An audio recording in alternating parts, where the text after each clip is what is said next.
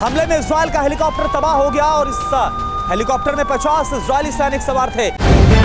The live TV, सच सबसे आगे। नमस्कार, मैं हूं रंजीत झा और आप देख रहे हैं द लाइव टीवी।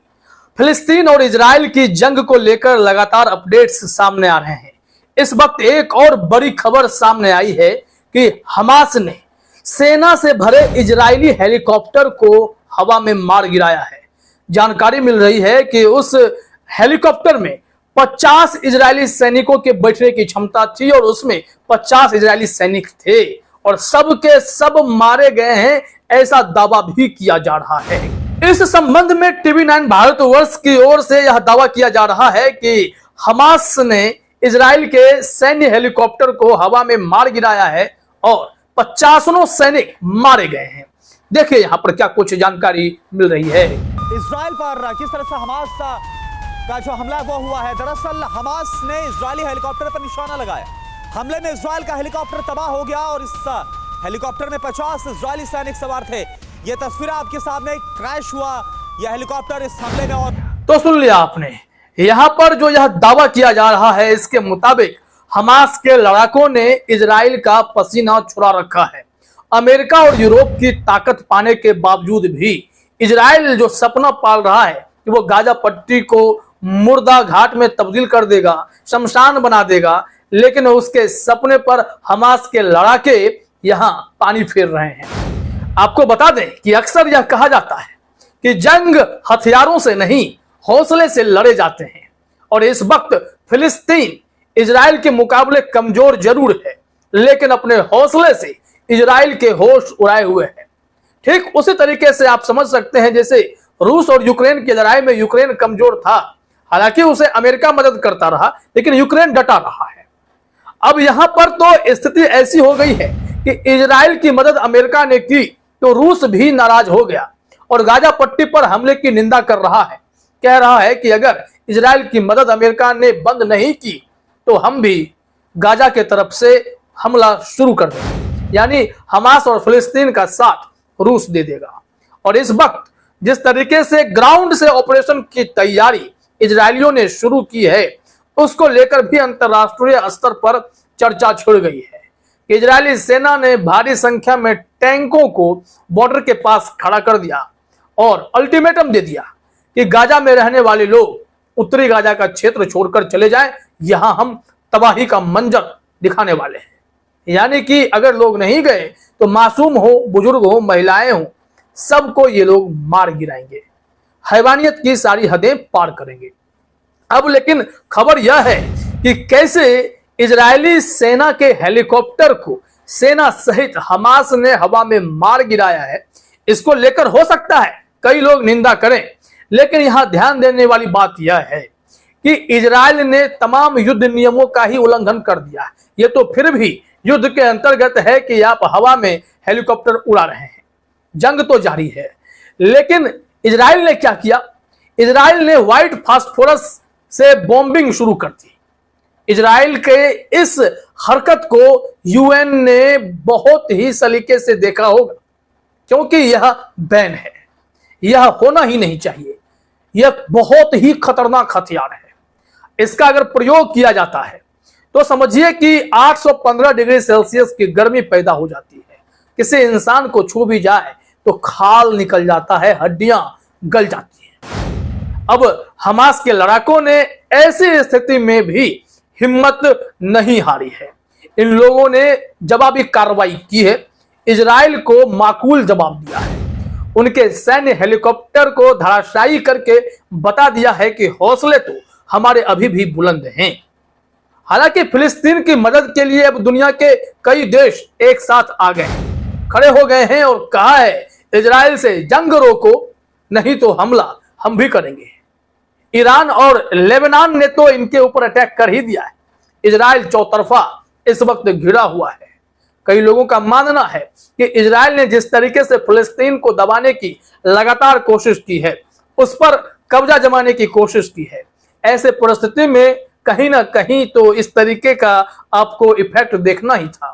फिलिस्तीन ने जब जवाबी कार्रवाई कर दी, वहां के हमास संगठन ने इतनी बड़ी कार्रवाई कर दी, तो नेतन्याहू बौखला उठे। जैसा ऑपरेशन जो किया गया अल अक्सा फ्लड के नाम से हमास के द्वारा, उसके लिए इजराइल तैयार ही नहीं था। 5000 रॉकेट अगर 20 मिनट में ताबड़तोड़ दाग दिए जाएं तो वहां पर तबाही का मंजर दिखेगा। और ऐसे में इसे सैन्य कार्रवाई बताकर ऑफिशियल वॉर छेड़ दिया गया। ऐसा लगता है कि वर्ल्ड वॉर 3 की तरफ पूरी दुनिया बढ़ती जा रही है। अब बड़ा सवाल यह है कि हमास को इतनी मिसाइलें कौन देता है और रॉकेट्स आते कहां से हैं? हमास कैसे इजराइल से मुकाबला करता है? मददगार देश कौन है? और कैसे हमास अब खुद के भी रॉकेट्स मिसाइलें बनाने लगा है? होममेड रॉकेट्स भी अब हमास इस्तेमाल करता है। बताया जा रहा है कि पानी के पाइप से इन लोगों ने रॉकेट्स बनाने शुरू कर दिए हैं और इससे हमला कर रहा है। हमास के पास ऐसे ऐसे मिसाइल हैं जो बहुत वजनदार तो हैं, लेकिन मार करने के लिए 300 किलोमीटर तक की क्षमता रखते हैं। इतना बड़ा रेंज है इनका। तो सोचिए, हमास को घेर रहे इजराइल वाले यह समझ रहे होंगे कि वो घेर तो रहे हैं, लेकिन ये लोग अंतिम सांस तक लड़ने की जिद पाले बैठे हैं। और इनके सपोर्ट में लेबनान के युवा तो पैदल ही चल पड़े। इनके सपोर्ट में जॉर्डन के नागरिक भी अपने ही फौजियों से बगावत करके फिलिस्तीन के समर्थन में आकर खड़े हो गए। तो यह खबर बेहद दिलचस्प है कि कैसे इजराइल के सैन्य हेलीकॉप्टर को फिलिस्तीन ने, या यूं कह लें कि हमास के लड़ाकों ने मार गिराया है। हम यहां आपको बताते हैं कि कहां से मिलता है हमास को इतना मिसाइल, कहां से ये रॉकेट बना लेते हैं। इस संबंध में हेडलाइन भी देख लीजिए। हमास ने पानी के पाइपों से बनाए रॉकेट, इजराइल पर हमले के नए तरीकों से दुनिया हैरान। अब देखिए, ये तो भारत की तरफ से मीडिया का स्टैंड है कि वो हमास को आतंकी कहकर ही बुलाते हैं। हालांकि हमास को इससे आपत्ति है। फिलिस्तीन भी हमास को सह देता है, तो वह फिर फिलिस्तीन की जंग बताकर वहां पर रह रहा है, गाजा पट्टी पर राज भी करता है। इसमें लिखा हुआ है कि कुछ साल पहले गाजा में पानी की पाइपलाइन बिछाई गई। हमास आतंकियों ने उन्हें उखाड़कर उनके रॉकेट्स बना दिए। इसके बाद इन्हीं रॉकेट्स के जरिए इजराइल पर ताबड़तोड़ हमला किया। 48 किलोमीटर लंबी पाइपलाइन थी। गाजा पट्टी में पानी पाइपलाइन के लिए यूरोपियन यूनियन ने मदद की थी। अब इसी से इन लोगों ने रॉकेट बना दिए हैं, क्योंकि जान बचेगी तभी तो ये पाइपलाइंस के लिए इन लोगों के पास कोई और विकल्प दिखेगा कि इसका हम पानी के लिए कैसे उपयोग करें। इस वक्त हथियार के तौर पर प्रयोग किया जा रहा है। इस संबंध में देखिए कि मददगार देश कौन कौन से हैं, कहां से मिलते हैं। यहां जानकारी दी गई है कि हमास आतंकियों ने, मैं बार बार इनके इस कोटेशन को पढ़ इसलिए दे रहा हूं ताकि आप समझ लें कि भारत में हमास को लेकर मीडिया का स्टैंड और सरकार का स्टैंड क्या है। हमास आतंकियों ने मई 2021 में 11 दिनों के अंदर 4000 से ज्यादा रॉकेट दागे थे। इजरायली डिफेंस फोर्स ने 2200 रॉकेट की पुष्टि की थी, जबकि हमास ने दावा किया था कि हमारे पास 5000 से ज्यादा रॉकेट्स हैं। इस तरह का हमला, यह सवाल उठता है कि आखिर इस आतंकी संगठन को इतने रॉकेट्स मिलते कहां से। अब जो देश इसकी मदद कर रहा है वो देश शायद इनकार भी करता है कि नहीं, हम नहीं करते हैं, लेकिन जो जानकारी है उसके मुताबिक हमास को यही सब देश हथियार मुहैया कराते हैं। देखिए अपने स्क्रीन पर बताया जा रहा है कि ईरान, सीरिया और सूडान हमास को रॉकेट की सप्लाई करते हैं, लेकिन तीनों देश ये बात मानते नहीं हैं। अब हमास अपने रॉकेट बनाने लगा है। ये बहुत हाईफाई या टेक्निकल नहीं होते, लेकिन नुकसान करते हैं। 2014 में हमास ने 4500 रॉकेट इजराइल की तरफ दागे थे। फिर 2019 में 400 से ज्यादा रॉकेट दागकर इजराइल के बड़े शहरों को निशाना बनाया। इसके बाद 2021 में 4000 रॉकेट दागे गए थे। तो कुल मिलाकर अगर देखा जाए तो हमास पूरी तरीके से तैयार है और इंफॉर्मेशंस जो मिल रहे हैं, इनके पास काफी क्षमता वाले रॉकेट्स और मिसाइल हैं। ये अगर हमला करने लग रहे हैं तो समझिए कि ये पूरी तरीके से तैयार हैं। और इस बार फिलिस्तीन आर या पार की लड़ाई लड़ रहा है। इजराइल को एकदम से पानी पिलाए हुए है। इजराइल को बैकफुट पर आना होगा, कोई फैसला लेना होगा, फिलिस्तीन को उसका हक देना होगा, तभी यह जंग समाप्त हो सकती है। अब देखिए, दुनिया की नजर इस युद्ध पर है, कोई निर्णय तो आए, नहीं तो ऐसे हवा में फौजियों की मौत होगी, बेमौत मारे जाएंगे युद्ध के नाम पर।